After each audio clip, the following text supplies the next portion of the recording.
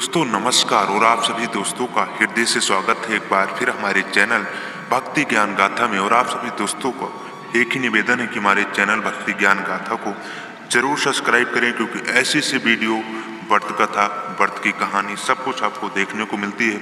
हमारे चैनल भक्ति ज्ञान गाथा को जरूर सब्सक्राइब करें। तो चलिए दोस्तों, आज सुनने वाले हैं करवा चौथ व्रत कथा, जो कि सुहागिन महिलाओं के लिए बहुत ही महत्वपूर्ण होता है और किसी त्योहार से कम नहीं होता, किसी होली दिवाली से कम नहीं होता। सुहागिन महिलाओं के लिए करवा चौथ का दिन, करवा चौथ व्रत कथा सुनने वाले हैं दोस्तों। तो चलिए दोस्तों, करवा चौथ व्रत की पूरा कथा सुनते हैं। खासकर सुहागिन महिलाओं को यह कथा जरूर सुनना चाहिए।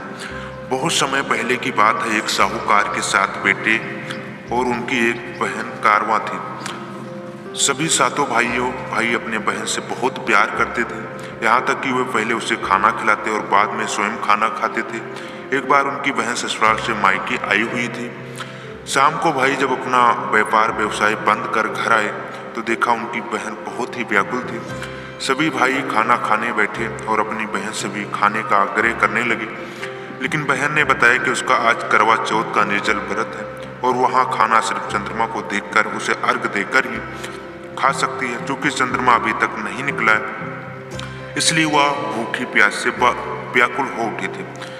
सबसे छोटे भाई को अपनी बहन की हालत देखी नहीं गई। जाती वह दूर पीपल के पेड़ पर एक दीपक जलाकर अपनी ओट में रख देता है। दूर से देखने पर वह ऐसा प्रतीत होता है कि जैसे चतुर्थी का चांद उदित हो गया। ऐसा लगता है कि जैसे चांद निकल आया।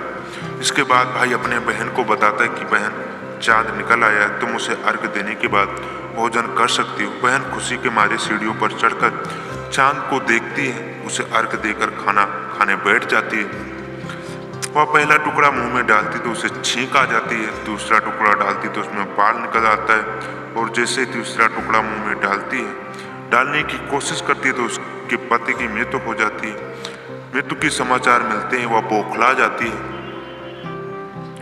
उसकी भाभी उसे सच्चाई से अवगत कराती है कि उसके साथ ऐसा क्यों हुआ। करवा चौथ का व्रत गलत तरीके से टूटने के कारण देवता उससे नाराज हो गए और उन्होंने ऐसा किया।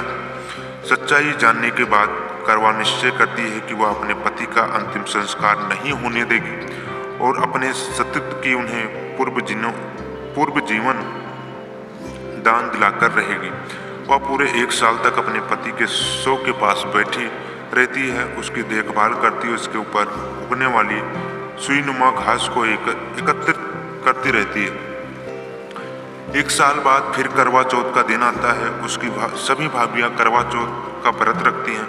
जब भाभियां उससे आशीर्वाद लेने जाती हैं तो वह प्रत्येक भाभी से यम सुई ले लो, प्रिय सुई दे दो, मुझे अपनी जैसी सुहागिन बना दो, ऐसा आग्रह करती है। लेकिन हर बार भाभी उसे अगली भाभी की आग्रह करने का कहकर चली जाती है। इस प्रकार जब 6ठे नंबर की भी भाभी आती है तो करवा उससे भी यह बात दोहराती है। यह भाभी उसे बताती कि चूंकि सबसे छोटे भाई की वजह से उसका करवा का व्रत टूटा था, अतः उसकी पत्नी में भी शक्ति है कि वह तुम्हारे पति को दोबारा जीवित कर सकती है। इसलिए जब वह आए तो तुम्हें उसे पकड़ लेना है और जब तक वह तुम्हारे पति को जिंदा ना करे उसे नहीं छोड़ना। ऐसा कहकर वह वहां से चली जाती है। सबसे अंत में छोटी भाभी आती है। करवा उनसे भी सुहागिन बनने का आग्रह करती है, लेकिन वह टालम टोली करने लगती है। इसे देखकर करवा उन्हें जोर से पकड़ लेती है और अपने सुहाग को जिंदा करने के लिए कहती है। भाभी उसे छुड़ाने के लिए नोचती है, खसोटती है, लेकिन करवा नहीं छोड़ती। अंत में उसकी तपस्या को देखकर भाभी पसीज जाती है और अपनी छोटी अंगुली को चीरकर उसमें से अमृत उसके पति के मुंह में डाल देती। करवा का पति त्रिश श्री गणेश कहते हुए उठ बैठता है और इस प्रकार प्रभु की कृपा से उसकी छोटी भाभी के माध्यम से करवा को अपना सुहाग वापस मिल जाता है। हे श्री गणेश, हे माँ गौरी, जिस प्रकार करवा का सुहाग वरदान वापस मिला, ऐसे सभी सुहागनों का वरदान सलामत रहे और सभी के सुहाग सलामत रहे। तो चलिए, वीडियो अच्छी लगी तो लाइक कीजिए, कथा अच्छा लगा तो लाइक कीजिए और चैनल को हमारे सब्सक्राइब कीजिए। मिलते हैं नए वीडियो में, तब तक के लिए जय माता दी। जरूर लिखें कमेंट।